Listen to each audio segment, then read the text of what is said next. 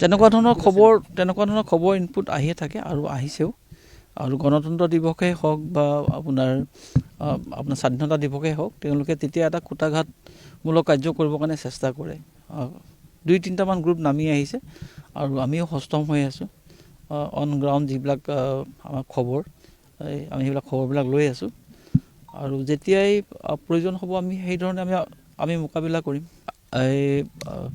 মানে গণতন্ত্ৰ দিৱসৰ কাৰণে যিবিলাক সুৰক্ষা ব্যৱস্থা থাকিব লাগে আমি সেইবিলাকতো আমি সষ্টম। আৰু তাৰ কাৰণে যিমানবিলাক আমাৰ পেট্ৰলিঙৰ ব্যৱস্থা কৰিব লাগে বা আমি যিখিনি ইণ্টেলিজেঞ্চ কালেক্ট কৰিব লাগে, বৰ্ডাৰ এৰিয়াত আমাৰ যিবিলাক পেট্ৰলিং থাকে, আমাৰ CRPFৰ লগত বা বেলেগ যিবিলাক পাৰামিলিটাৰী ফ'ৰ্চেছ আছে, আমাৰ কামাণ্ডোজ আছে, যিখিনি আমি সুৰক্ষাৰ কাৰণে কৰিবলগীয়াখিনি কৰি আছোঁ। যিটো গ্ৰেনেড ৰিকভাৰী হৈছিলে সেইটো আমি দেখিছোঁ সেইটো এটা বহুত পুৰণা গ্ৰেনেড। আৰু সেই যিটো ঘৰ আছিলে সেই ঘৰটো প্ৰায় 5-6 বছৰমান এবাণ্ডন অৱস্থাত আছিলে, এটা ভঁৰাল ঘৰত আছিলে।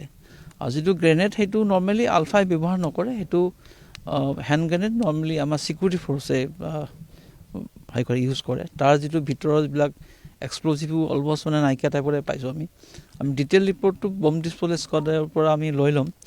কিন্তু এনেকুৱা লাগে যে সেইটো একচুৱেলি নতুন বম নহয় আৰু এইটো এক্টিভ বমো নহয়। এইটো আমি সেইটোৱে তদন্ত কৰি আছোঁ। যিহেতু তেনেকুৱা ধৰণৰ বম এক্সট্ৰিমিষ্ট মানে গ্ৰেনেড এক্সট্ৰিমিষ্ট গ্ৰুপে ইউজ নকৰে, সেইটো জেনেৰেলি আমাৰ ইণ্ডিয়ান চিকিউৰিটি ফ'ৰ্চেহে ইউজ কৰে আৰু বহুত পুৰণা। গতিকে আমি তদন্তৰ পাছতহে আমি ক'ব পাৰিম একচুৱেলি ক'ৰ পৰা আহিলে সেই গ্ৰেনেডকেইটা। আমাৰ ইয়াৰ পৰাতো আমাৰ আলফা এক্টিভ মেম্বাৰ ম্যানমাৰত বহুত আছে। নামবিলাক আপোনালোকে জানেই, ৰূপম অসমকে আদি কৰি পূৰ্ণিমা আছে আৰু বহুত আছে। প্ৰায় 7 পৰা 10-12জনমান আমাৰ ইয়াতে এক্টিভ আলফা কেডাৰ যি ম্যানমাৰত আছে। তেওঁলোকৰ পৰিয়ালবিলাকলৈ তেওঁলোকৰ ঘৰবিলাকলৈ আমাৰ চিকিউৰিটি, আমাৰ থানাৰ OC/IC, আমাৰ গেজেটেড অফিচাৰ সকলোৱে ভিজিট কৰিছে। তেখেতসকলক আমি ৰিকুৱেষ্ট কৰিছোঁ পৰিয়ালৰ মানুহক যে তেওঁলোকক খবৰ দিব লাগে সোনকালে। আমাৰ যিটো সমাজৰ আমাৰ যিটো মেইন ষ্ট্ৰীম, আমাৰ দেশৰ যিটো মেইন ষ্ট্ৰীম, তাতে তেওঁলোকে আহি জইন কৰিব লাগে আৰু সমাজৰ উন্নতিৰ কাৰণে কাম কৰিব লাগে। এটা বিদ্ৰোহী মনোভাৱ লৈ অস্ত্ৰ শস্ত্ৰৰে মানে এই যুদ্ধ কৰা যিটো পৰিকল্পনা সেই যিটো সপোন সেইটো নাইকিয়া কৰিব লাগে।